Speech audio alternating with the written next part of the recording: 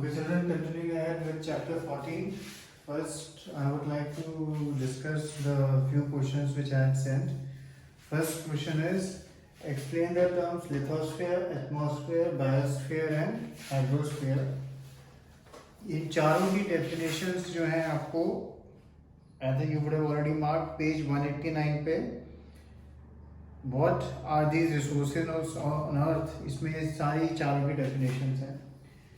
फिर सेकंड है how is carbon dioxide fixed in the atmosphere. ये भी पेज 189 पे the breath of life air में जो लास्ट पैराग्राफ है. Despite this the percentage of carbon dioxide in our atmosphere is a mere fraction of percent. अब यहाँ से start होता है answer. Carbon dioxide is fixed in 2 ways और फिर वो 2 उसके रीजंस लिखे हुए हैं. Next is how does atmosphere act as a blanket. तो वो उसी के नीचे है. The atmosphere keeps average temperature of the earth fairly steady वाली लाइंस है जो वहाँ से आपको 2-3 लाइंस लिखनी है उसकी. फिर है how are winds created explain. ये आपको पेज 190 पे एंड 191 पे जैसे हमने उस दिन डिस्कस किया था आपको दोनों में भी आंसर मिल जाएगा. अब जो नेक्स्ट टॉपिक है वो है रेन.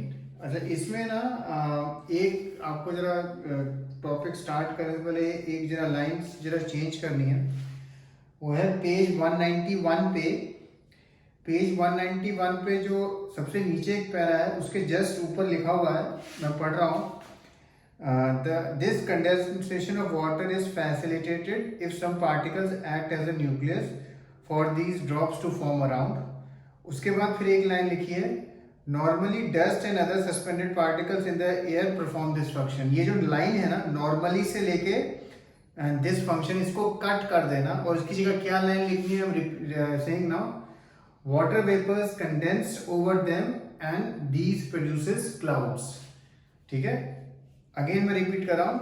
इस ये जो लाइन है normally dust से लेके perform this function को कट कर देना पेंसिल से और उसकी जगह लिख देना water vapors condense over them and these produces clouds. ये एक लाइन आप लिख देना. Anyway, now we will talk about rain.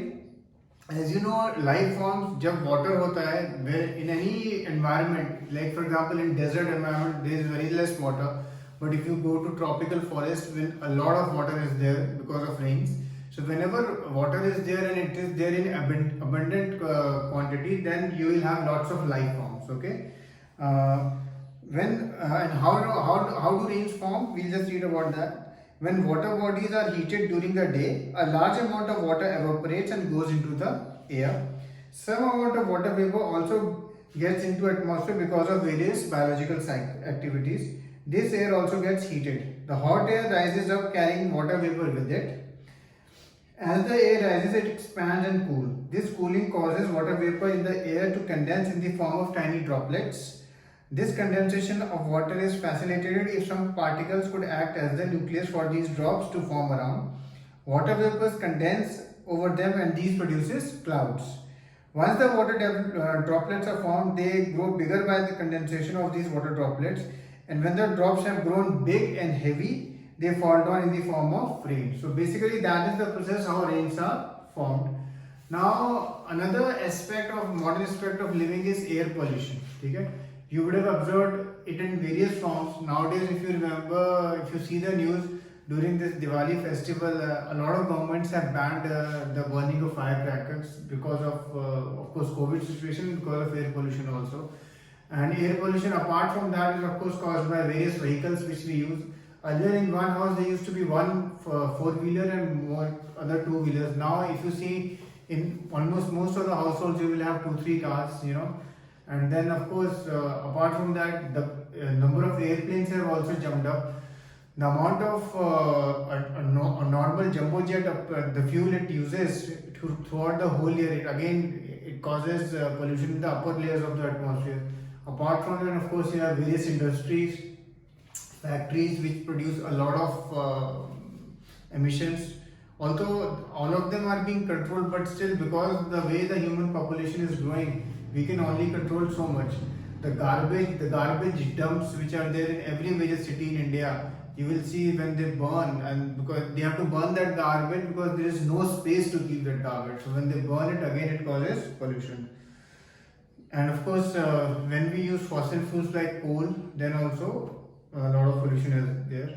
The fossil fuels like coal and petroleum contain small amount of nitrogen and sulfur. When these fuels are burned, nitrogen and sulfur too are burned, and this produces different oxides of nitrogen and sulfur. Not only is the inhalation of these gases is dangerous, they also dissolve in rain to give rise to acid rain. Sometimes the question comes, what is acid rain? तो उसमें आपको ये lines लिखनी है.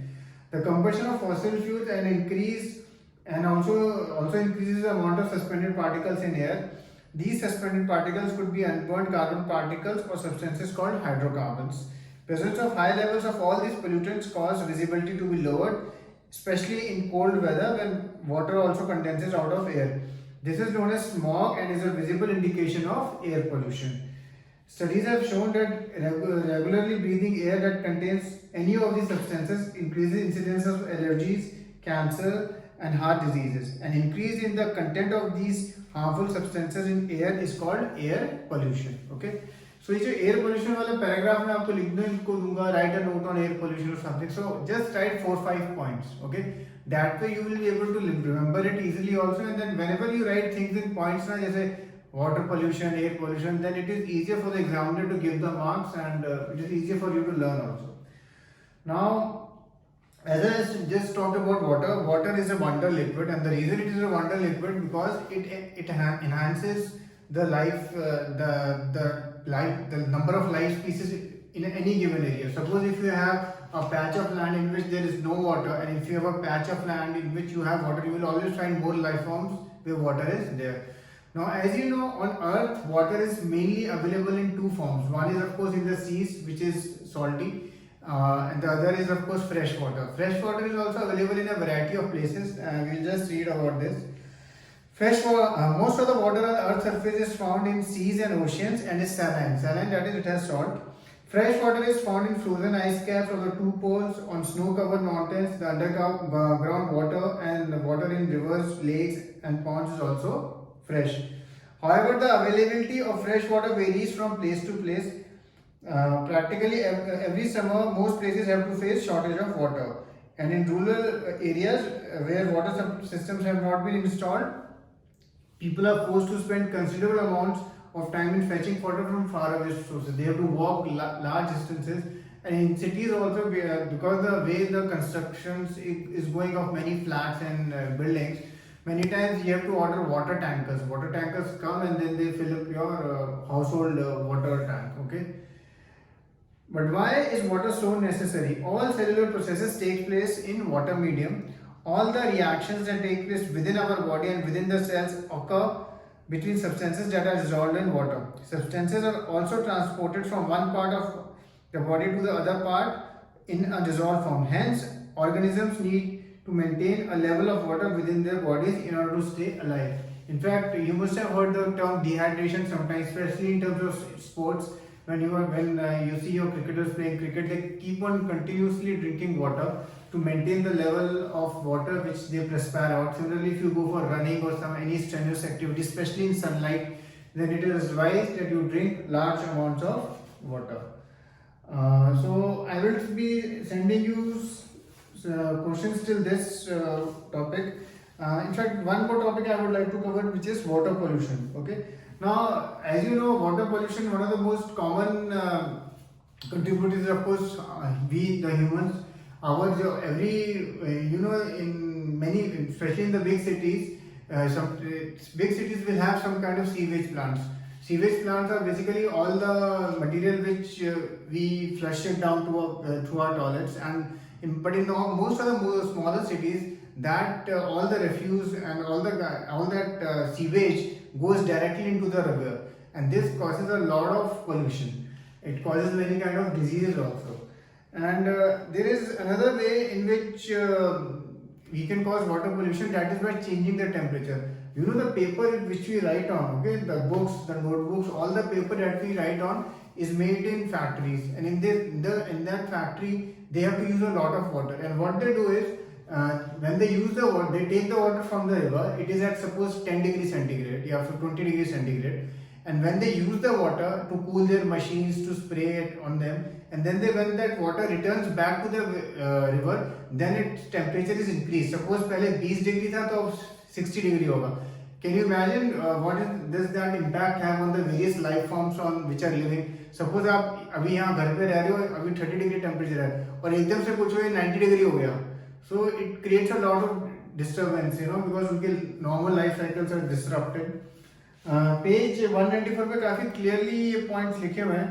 First है so we use the term water pollution to cover the following effects. पहला, the addition of undesirable substances to water bodies. These substances could be fertilizers, pesticides used in farming, or they could be poisonous substances like mercury salts which are used by paper industries. These could also be disease causing organisms like bacteria which cause cholera. Second है the removal of desirable substances from the water body. Dissolved oxygen is used by animals and plants which live in water. Any change that reduces the amount of dissolved oxygen would adversely affect these aquatic organisms. Other nutrients could also be depleted from the water bodies. And lastly, the change in temperature. Aquatic organisms are used to a certain range of temperature in water bodies where they live, and a sudden marked change in the temperature would be dangerous for them or affect their breeding. The eggs and the larvae of various animals are particularly susceptible to temperature changes. So read till here. I'll be sending you the questions which you have to find and mark, and then we will discuss them in the next lecture, and then you can start writing them. Okay? Cheers.